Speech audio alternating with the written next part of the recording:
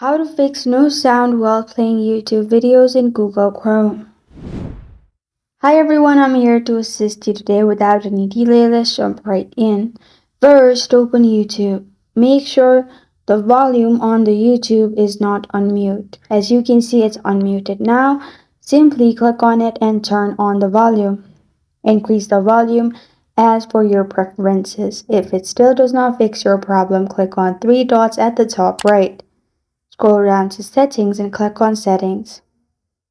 On Settings, left side click on Privacy and Security. Then scroll down to Site Settings and click on Site Settings. In Site Settings, scroll down again and then you will find Additional Content Settings. Click on it. Then click on Sound and make sure your blue dot is inside Scan Play Sound. And if it still does not fix your problem, while the video is playing, you can go to the speaker option at the bottom. Right click on the speaker option at the bottom.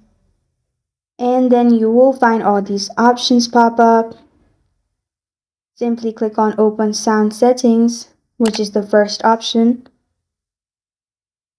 Then it will lead you to this page.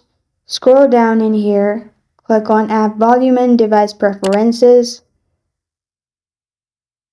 And search for Google Chrome and make sure the access is given and it's 100%.